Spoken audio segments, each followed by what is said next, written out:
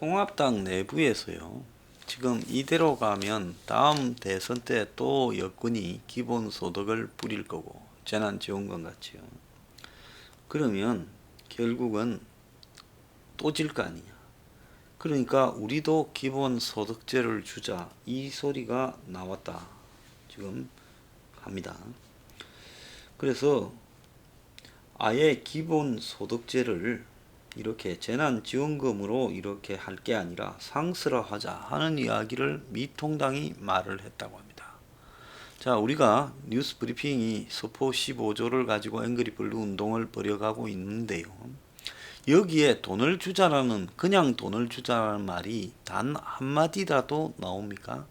돈을 주지 않고도요. 국민들의 지지를 얻을 수 있는 방법이 있는데 이제 이 썩은 가짜 보수들이 이제 우리도 기본소득을 택하자고 말을 하고 있습니다. 근데 한국이 뭐가 기름이라도 대기 나오거나 뭐가 돈이 쏟아질 만한 건덕지가 있으면 이게 가능하겠지만 그러지 않은 한에서 이게 가능하겠느냐. 자, 미통당은 성장 감세만 고집했던 보수에서 벗어나 분배와 복지라는 시대 흐름을 쫓아가 2022년 대선을 탈환하겠다. 자, 과연 분배와 복지가 시대 흐름인가? 저는 이것도 아니라고 보고 있습니다. 더불어 살아가기 위한 시스템을 만드는 게 시대 흐름이죠. 통합당의 미디어 특별위원회가 주최한 총선 평가 세미나에서 어제 제가 잠깐 소개했던 그 세미나에 소개되지 않은 내용 중에 이런 말이 나왔다는 거예요. 국가경영연구원의 장경상이라는 사람이 2022년의 대선 때는 유권자가 87세대 이하가 60%다. 그래서 보수 정당의 우호적인 경험을 가지고 있지 않은 사람이 다수다. 그래서 6대 4로 진보가 6, 보수가 4다. 그래서 개인 능력과 성장을 외치는 미국식 보수 가치로는 한계가 명확하다. 복지 확대의 필요성을 인정하고 보편적 복지냐 선별이냐라는 개념을 벗어나 차별화된 우파식 복지 확대 전략이 필요하다. 그러면서 기본소득을 제안했다는 거예요. 자, 그래서 기본소득이라는 것은 가난하든 부자든 관계없이 똑같이 돈을 나눠주자는 거죠. 이번에 재난지원금 준 그런 방식을 말하는 거죠. 그래서 민주당이 2010년 지방선거를 앞두고 무상급식을 제기했고 이재명이는 청년소득을 이렇게 말했고 코로나를 맞이해서 문정권이 긴급재난지원금을 나눠주고 그러니까 2022년에는 또다시 대선 때 기본소득제가 지금 될 건데 이런 좌파의 세금 살포에 맞서서 우파식의 지금 기본소득 방식을 도입하자. 그래서 CAT라는 방식을 도입하자 이렇게 했다는 겁니다. 그래서 CAT라는 게 Common Asset Trust. 그러니까 이 쉽게 말하면 공통 자산을 갖다가 확보해서 그걸 운영해 수익을 국민들에게 나눠주자는 겁니다. 세금을 그저 나눠주는 게 아니라 전파나 바다, 공공건물 등 공공자산을 운영해서 거기서 나오는 수익을 기본소득의 재원으로 쓰자. 그래서 이 CAT 방식은 알래스카가 82년에 이 유전 채굴권의 대여료로 기금을 만들어 그 수익을 전 주민들한테 1년마다 배당하고 있다는 거예요. 그래서 매년 1인당 $1000 이상씩 준다는 거예요. 가장 액수가 많은 2008년에는 $3269까지 줬다는 겁니다. 그래서 알래스카가 미국에서 가장 평등한 주로 꼽히고 있다. 이렇게 지금 이야기가 나오는데 이런 방식으로 하자. 차기 대선에서 또 기본소득제가 등장할 건데 100만원이냐 50만원이냐 이렇게 끌려다니면 이길 수가 없다. 먼저 기본소득 아젠다를 제기해야 된다. 그래서 무상급식에서도 졌고 이번에 또 재난지원금에서도 졌으니까 이렇게 해야 된다는 겁니다. 이 장경상이라는 자는 통합당 사무처 당직자 출신인데 이명박이 박근혜 때 행정관과 최경환이 부총리 때 보좌관 지냈다는 거예요. 그래서 박근혜 캠프의 전략기획 팀장을 했다는데 문제는 뭔가 하면 이런 자들이 머릿속에서 수수가 이 정도밖에 안 된다는 거예요. 기본 소득이라는 부분이 알래스카는요 인구가 73만 9천 명입니다. 그리고 면적이요 151만 9천 평방킬로미터예요. 그러니까 나라 크기는 한국보다 15배가 더 크고 지금 인구는 한국보다 한 70분의 1 정도밖에 안 되는 그런 데서니까 기본소득이 가능하지요. 땅덩어리는 그렇게 크니까 들어올 게 많고 예? 사람은 적으니까 나갈 게 적으니까 되지요.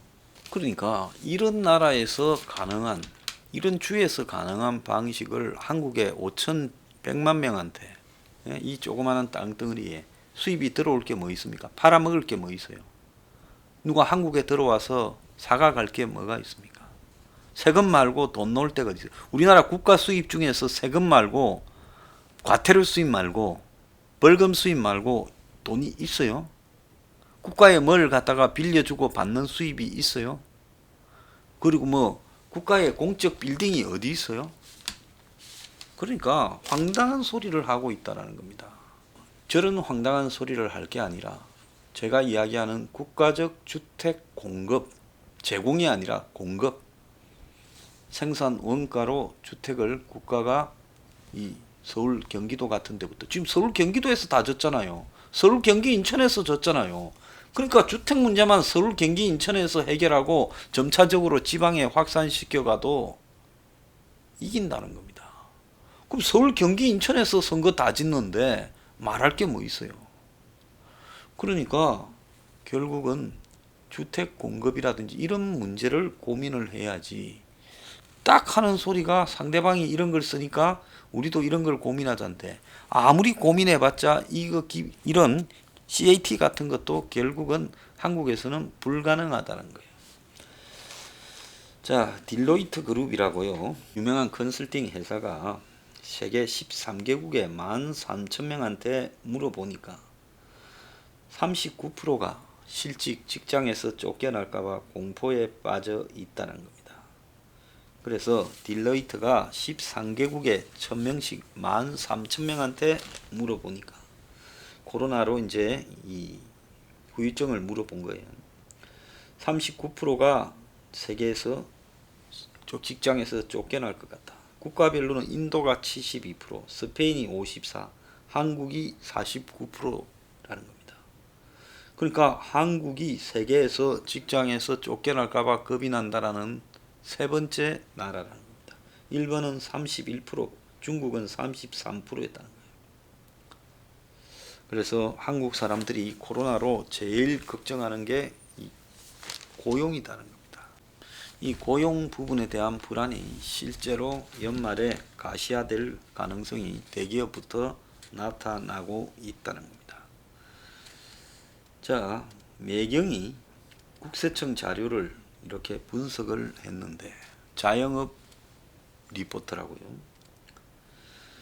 지금 3년 내에 자영업자의 절반이 망하는데 식당 창업을 하겠다고 30대 청년, 70대 은퇴자, 30대 청년은 취직이 안 되니까 식당이라도 해보겠다고 달라들고, 자, 은퇴자는 지금 먹고 살 돈이 없으니까 식당이라도 해보겠다고 달라든다는 겁니다. 그래서 주요 업종의 영세 사업자 폐업률과 창업률을 보니 음식업에서 폐업률이 20.1 그리고 창업률이 37.5로 나왔습니다. 영세 사업자가 1년 내에 폐업하는 업종 비율이 소매업이 22.8%, 서비스업이 14.9%, 음식업이 12.7% 이렇게 나온대요. 30대 이하 소상공인이 창업에서 폐업까지의 기간이 1년에서 3년이 42.7, 3년에서 5년이 22.9, 5년에서 10년 미만이 19.8, 10년 이상이 2.1%라는 거예요. 그러니까 주로 이제 몰려드는 데가 진입장벽이 낮은 호프집이나 식료품 가게 등을 한다는 겁니다. 그래서 생활업종 사업자의 증가율과 감소율을 보니 호프집이 마이너스 5.7 제일 많더라고요. 식료품 가게가 마이너스 3.2, 노래방이 마이너스 3, 슈퍼마켓이 마이너스 2.5 이렇더라는 겁니다. 증가율은 통신 판매업이 23.4로 제일 높고 그 다음에 커피점이 18.9, 피부관리업이 15.8, 교습소 공부방이 12.8이라는 겁니다. 서울 강서구에 지금 횟집을 차린 31살짜리 A씨는 영혼까지 끌어모아 1억 8천을 마련했는데 종잣돈 5천에 대출 1억 3천을 받아서 또 주류업체에서 술을 제공받는 대가로 주류 대출까지 받았다는 겁니다. 잠깐 붐비던 가게가 1년 만에 팔이 날리고 있는데 이 하루에 150만원이던 매출이 코로나 때문에 50만원으로 떨어졌다는 거예요. 그래서 최근에 정부가 지원하는 소상공인 대출 신청이 이자가 1.5%라 싸다고 해서 지금 3천만원을 받았는데 이자 비싼 은행 대출 갚는데 쓸 거라는 거죠. 그러니까 돌려막는 거죠. 소상공인 대출을 받아서 사업을 무슨 새로 모색하는 게 아니라 이렇게 한다. 이런 식으로 소상공인들이 하도 대출을 많이 받으니까요. 지금 1차로 신청한 사람이 지금 받지도 못하고 지금 한 달 이상 기다려야 된다. 2차 나올 때까지. 그런데 지금 벌써 2차를 준다고 또 광고를 벌써 해대고 있습니다. 우리나라 자영업자 10곳 중 4곳이 음식, 소매, 서비스업이라는 거예요. 그래서 폐업이 가장 높은 것도 음식점이고 창업이 가장 높은 것도 음식업이라는 겁니다. 그래서 이 망할 확률이 제일 높은데 제일 쉽게 달라들고 있는 게 한국 자영업 현 주소라는 겁니다. 자, 자영업자가 이렇게 막 지금 코로나로 타격을 입으니까 정부가 돈을 풀고 있는데 이 돈이 밑빠진 독에 물 붓기다. 맞아요. 지금 돈을 빌려가는 정부 1.5% 대출 빌려가는 자영업자분들 솔직히 말하면 그 중에 사업을 계속 유지하거나 버틸 수 있는 사람이 별로 없을 거라고 보고 있습니다. 어쨌든 뭐 망할 때 망하더라도 빌릴 때 빌려보자는 심사로 빌려가는 거죠. 최근에 취업보다 창업을 택한 20, 30대층이나 은퇴 후 창업으로 인생 2막을 한다라는 60, 70대가 이 지금 자영업 불구덩이로 뛰어들고 있다는 겁니다. 그래서 60, 70대는 주로 자산을 기반으로 한 부동산 임대, 매매, 운수, 창고업 등을 하지만 문턱이 낮은 음식업, 소매업도 하는 사람이 많다는 거예요. 음식점에서 70대 창업률이 폐업률보다 7.9%나 낮다는 겁니다. 60대도 마이너스 1점이라는 거예요. 그래서 새로운 사업자에 비해 망하는 사업자가 훨씬 많은데도 이런 창업을 계속하고 있다는 거고요. 할 줄 아는 게 없으니까 음식이 제일 쉽다라고 생각할 수 있죠. 1년 안에 폐업을 할 가능성이 가장 높은 연령대가 30대인데 이 사람의 12.5%가 1년 안에 망한대요. 30대 이상 자영업자 중 절반은 3년, 55%가 3년 안에 거의 다 망한다는 겁니다. 근데 망했던 분야에 또 재창업하는 비율이 30대 이하 또 굉장히 많다는 겁니다. 정부가요 이번에 정책자금 16조를 풀어가지고 이 자영업자 대출 증가를 이렇게 해줬지만은 16조 4천억으로요. 그렇지만 이거 다 받아서 또 은행에 빚 다 갚았다는 겁니다. 그러니까 대출 돌려막기로 이자율 은행 이자가 비싸니까 싼 이자를 가지고 이제 돌려막기 한 거죠. 그래서 빚덩이 자영업이라는 겁니다. 제가 그제도 그 한국의 자영업 기업 정부의 채무가 심각하다고 비하해서 은행에 경고가 있었다 하지 않았습니까? 그래서 정부가 돈을 풀어가지고 자영업자들에게 지금 이 자영업 하라고 부추기고 있는데 이들 자영업자 중에 상당수가 이미 구조적으로 망했고 그게 다시 회생이 불가능한 수준이라는 것이 사실일 거라고 봅니다. 자, 연말쯤 가면 이들이 정부의 지원에도 불구하고 다수가 다 망해서 놓을 거라고 보고 있습니다. 그래서 상당히 망한 자영업자와 또 상당히 기업에서 쫓겨난 이 직원들이 전부 다 실직자가 되는 현상이 대한민국에 생길 거예요. 자, 제가 이 암울한 이야기만 하는 게 아니라 암울한 게 아니라 현실을 정확하게 진단해 줘야 된다는 겁니다. 그래서 공연히 현실이 그렇지 않은데 희망적인 약을 팔아가지고 대중을 더 죽도록 몰고 가는 것은 그것이 제일 나쁘다고 저는 보고 있습니다. 그래서 경제적인 상황이 자영업을 창업할 때는 절대 아니다. 또 더 나아가서 기업에 다니는 분들도 자기의 이 존재가 매우 취약하다. 이런 부분들을 인식하고요. 지금 이런 시기에 어떻게 버틸 것인가를 좀 현실적인 대책을 고민할 필요가 있다. 이런 생각을 제가 말씀드립니다.